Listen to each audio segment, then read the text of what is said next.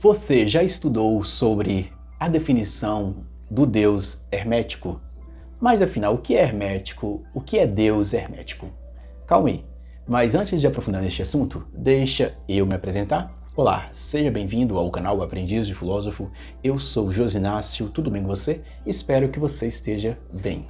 O hermetismo é uma linha de pensamento filosófica / religiosa que nasceu, segundo o livro O Caibalion, lá no Egito Antigo, por causa do deus Hermes, que dizia que era o mensageiro dos deuses, ou o intérprete dos deuses. Fala que ele é o pai da astronomia, o pai da medicina. Os gregos traduziram ele para Mercúrio, também o mensageiro dos deuses. Não é à toa que de Hermes deriva a palavra que é dentro de um estudo filosófico, que é hermenêutica. Capacidade de fazer interpretação de textos filosóficos. Na Bíblia vai ser exagese, que é a hermenêutica bíblica. Capacidade de saber se um texto ele é literal, simbólico ou espiritual. Na filosofia, hermenêutica é a capacidade de você entender um texto no seu dado histórico sem cometer anacronismos. Ou seja, é uma capacidade de interpretar um certo texto ou um certo dado histórico ou um certo dado filosófico. E hermético quer dizer aquilo que é fechado.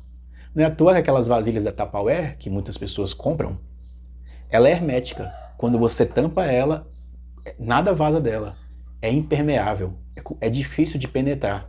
Então quer dizer o quê? Hermético, tem essa conotação hoje. É muito hermético, ou seja, difícil de penetração. Para os que estudam Caibalion, ou para o hermetista, ou para os herméticos, Deus é incognoscível. Deus está além do tempo e do espaço. Deus está além da própria matéria. A máxima vai ser: o todo é incognoscível. Na página 38 do livro O Caibalion, vai dizer que as teorias da teologia e metafísica são conjecturas e especulações. Ou seja, as teorias sobre Deus, da teologia e da metafísica, são apenas conjecturas. A busca da razão humana em tentar conceituar o todo, conceituar aquilo que é incognoscível. Ou seja, acabamos, através da razão, atribuir a Deus características humanas, antropomorfizar Deus. Deus tem ódio, Deus tem amor, Deus tem raiva, Deus tem ira. É o esforço da razão conceituando Deus com características humanas. No livro Doutrina Secreta, da Helena Blavatsky, ela vai abordar que existe o nous. O nous existe separado da matéria. Isso vai ser no livro Cosmogênesis, na página 112. Nous vai ser o Deus dos ocultistas ou dos teósofos. Esse nous está além da matéria. Deus é um problema filosófico e teológico e metafísico, que é digno de ser estudado ou de ser pensado. Como o Immanuel Kant, filósofo moderno, ele vai dizer que Deus pode ser pensado, mas não podemos conhecê-lo. A filosofia hermética, ou o Deus hermético, ficou muito conhecido nesses últimos 7 anos, especialmente por aquelas pessoas que buscam por conhecimento ou por sabedoria. A Lúcia Helena Galvão, ela fez a divulgação deste livro aqui.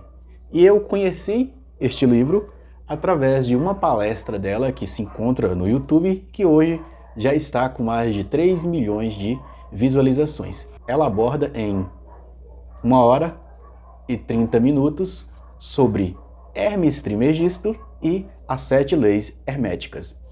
Bem, e o Deus hermético, como podemos pensar nele? O Deus hermético vai dizer que ele é incognoscível. Ele não consegue ser captado pela inteligência humana. Ele está além da inteligência, ou seja, o todo é incognoscível. O esforço da teologia ou da metafísica, segundo Caibalion, é meramente especulações e conjecturas limitadas para descrever Deus ou o todo, ou para os hermetistas, Deus que é o puro Espírito. Puro Espírito, no sentido, é dizer aquilo que não pode ser descrito ou conceituado. Ou seja, a nossa linguagem ela é limitada para falar sobre Deus.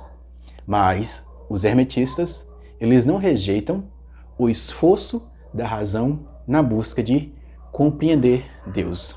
No livro Doutrina Secreta, neste aqui, Cosmogênesis, da Helena Blavatsky, ela diz que o Naus, podemos colocar como se fosse um Deus, existe separado da matéria. Ou seja, o grande alento, o primeiro Logos, criador de tudo, está separado da matéria. É algo imaterial. O filósofo Aristóteles, ele vai confundir a substância quase próximo a um Deus. Ele vai dizer que a substância ou que o universo é eterno. Ou seja, existe a essência e a substância. Você conhece a essência pela a manifestação da substância. O Agostinho de Hipona, no livro Confissões, no capítulo 29, ele vai abordar-lhe sobre a matéria informe que dá forma a todas as coisas. Ele vai abordar sobre a criação na eternidade. E Deus traz as coisas para a existência a partir do seu pensar. O livro, o Kybalion, vai dizer a mesma coisa. Deus, ou todo, tira tudo do nada para a existência. Ou seja, através da mente. Ou seja, muitos podem confundir Deus com simplesmente o grande espírito, outros podem confundir Deus influenciado por ideias aristotélicas, como os filósofos islâmicos ou filósofos árabes, como Avicena e Averroes, irão confundir Deus com a substância, que vai aproximar-se de um panteísmo ou de um emanacionismo, que vai dizer que Deus está emanando para a existência. Deus emana as coisas para a existência. Mas os herméticos vai dizer que Deus não tira nada de si para criar. Deus, ele cria tudo a partir do nada, parecendo muito, quase aproximando da doutrina cristã. Mas os herméticos não são cristãos. Eles nem colocam Deus, porque eles falam que o esforço metafísico e teológico dos filósofos, dos teólogos, esse esforço acaba colocando em Deus características antropomórficas ou características humanas. Deus tem ódio, Deus tem raiva. O homem, pelo seu esforço especulativo, acaba acrescentando no todo características que não são do todo, mas são características humanas. No livro Filoteia, de São Francisco de Sales, ele vai dizer que Deus tirou o ser do nada. Ou melhor dizendo, ele vai dizer que Deus tirou do nada. Para os cristãos, Deus criou tudo do nada. Ele fala, tem uma narração, ó alma, ó homem, onde tu estavas? E fala que Deus retirou o homem simplesmente do nada, por puro amor, e deu ele a própria existência. Ou seja, de Filoteia, São Francisco de Sales aborda ali um princípio que Deus é capaz de criar tudo do nada. Para os herméticos, da mesma forma, o todo, ou o grande espírito, é capaz de criar tudo do nada. No Catecismo da Igreja Católica, vai dizer que nós, seres humanos, temos uma conjectura limitada sobre Deus, que o Deus é o ser em si mesmo. Ou seja, a nossa linguagem, ela é limitada, por definição. E tudo aquilo que nós falamos de Deus é limitado. Ou seja, podemos pensar em Deus através da via negativa, através daquilo que ele não é. Não é à toa que os herméticos irão dizer que Deus é o todo, mas ainda é uma definição. Deus está além daquilo que a gente pode chamar que é o todo. Acho que é o conceito mais firme que os herméticos encontraram para dizer sobre Deus, o todo. Outros falaram que é o Espírito. Bem, em Deus, ou no Grande Espírito, ele dá a existência para tudo que existe. Pelo fato de que as coisas, quando você observa, elas não conseguem existirem por si mesmas, então elas têm uma necessidade antes dela para ter existência. Então, coloca que essa necessidade primordial, podemos dizer que é o todo, outros irão dizer que é uma substância amorfa, outros irão dizer que é o ser em si mesmo. A doutrina secreta irá dizer que é o primeiro logos, que dá manifestação às coisas. Outros irão dizer que é o nous, que nem o Platão já pautou. Ou seja, o Deus hermético é aquele Deus que é incognoscível, que está para além da matéria, para além da razão humana, para além do tempo e do espaço, mas ele é só capaz de estar para além do espaço porque ele tem capacidade de criar o tempo e o espaço. Ou seja, ele cria tudo sem necessitar de tudo. Ele não é uma parte da existência, porque você está dizendo que o todo está fragmentado. O todo já é em si mesmo. Se você tira uma parte do todo, o todo deixa de ser todo. Não é à toa que os herméticos irão justificar a crença deles na afirmação do apóstolo Paulo. Em Deus nós vivemos e existimos e temos o nosso ser. Ou seja, nós vivemos em Deus. Então, a doutrina hermética se aproxima muito de um paniteísmo.